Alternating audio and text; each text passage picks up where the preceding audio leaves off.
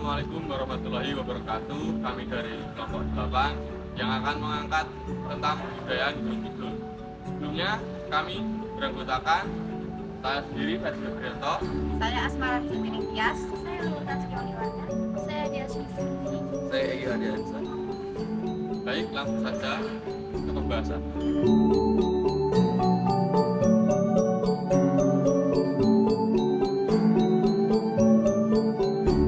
Rasulan merupakan sebuah tradisi yang diadakan hampir di seluruh desa di daerah Gunung Kidul.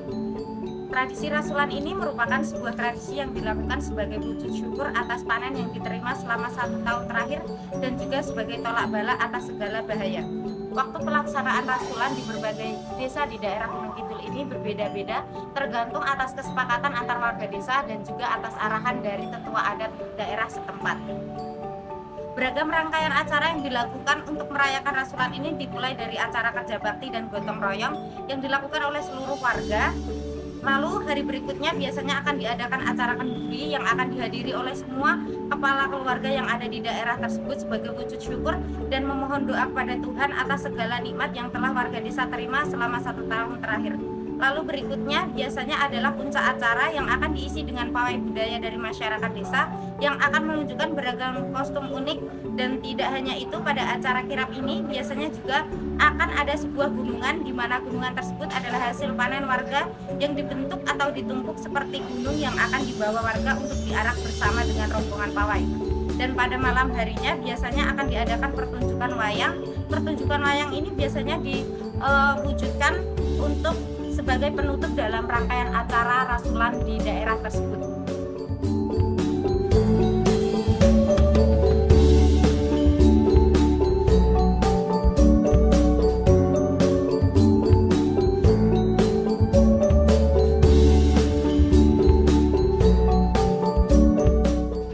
Panjolo merupakan sebuah kain penutup putih yang hanya diganti setiap 1 tahun sekali, yaitu setiap malam Selasa Kliwon, setiap bulan Rabiul Awal atau bulan Mulud.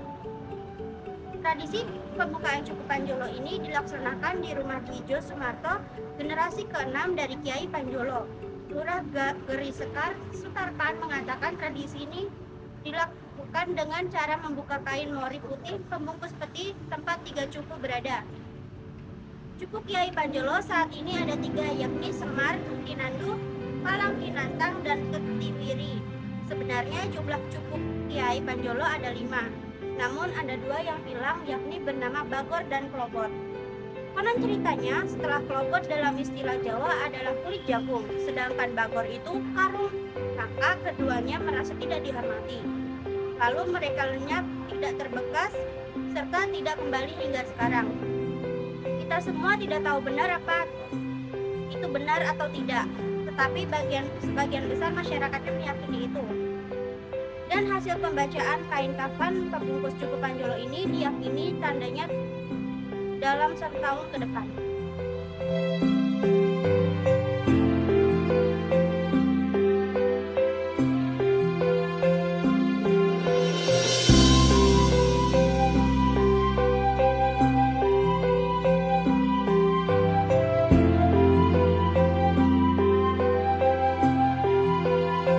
Tari Tayub. Tari Tayub adalah sebuah tarian tradisional yang awalnya ditujukan hanya untuk keluarga Keraton Yogyakarta. Tayub sendiri terdiri dari penari wanita yang mendapat sebutan ledek. Di Yogyakarta sendiri, tradisi Tayuban biasa disebut sebagai bekso pengeranan.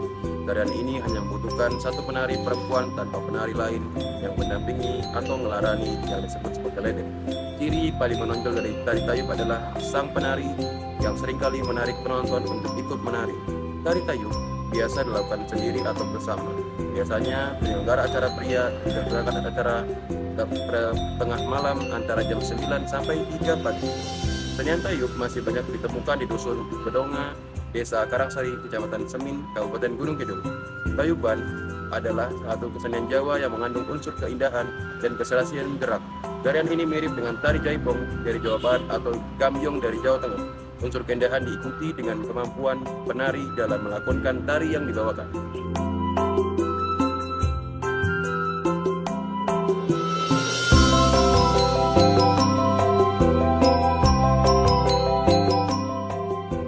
Selanjutnya ada Gumberkan. Gumberkan merupakan sebuah tradisi upacara selamatan yang diperuntukkan bagi hewan ternak, terutama untuk sapi. Upacara Gumberkan dilaksanakan sebagai bentuk syukur masyarakat Gunung Kidul kepada Tuhan Yang Maha Esa dengan harapan agar hewan ternak peliharaannya tetap sehat, mudah berkembang biak, dan hasil pertanian meningkat lagi ke depannya. Sajian jenis makanan dalam upacara Gumberkan merupakan hasil pertanian sawah, seperti aneka ketupat, yaitu ada ketupat Buculimo, ketupat lebat, ketupat pendowo, ketupat bantal, dan ketupat sepuh. Lalu ada kapur sirih, kunyit yang dihaluskan, jadah ketan, dan jagung goreng dipadukan dengan gula Jawa yang dihaluskan.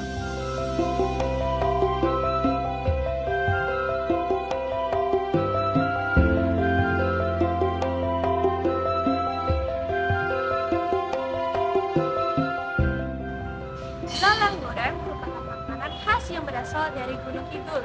Lalang goreng merupakan makanan yang berbahan dasar belalang yang diolah sedemikian rupa dan juga dijual sebagai makanan protein oleh warga Gunung Kidul. Lalang goreng juga dikategorikan sebagai makanan yang dapat membantu mempercepat dan melindungi pertumbuhan sel-sel tubuh serta peningkatan stamina. Bagi orang-orang yang telah mencoba belalang goreng ini akan merasa ketagihan dan ingin terus menyantapnya. Akan tetapi, banyak sebagian orang akan mengalami gatal-gatal setelah mengkonsumsinya.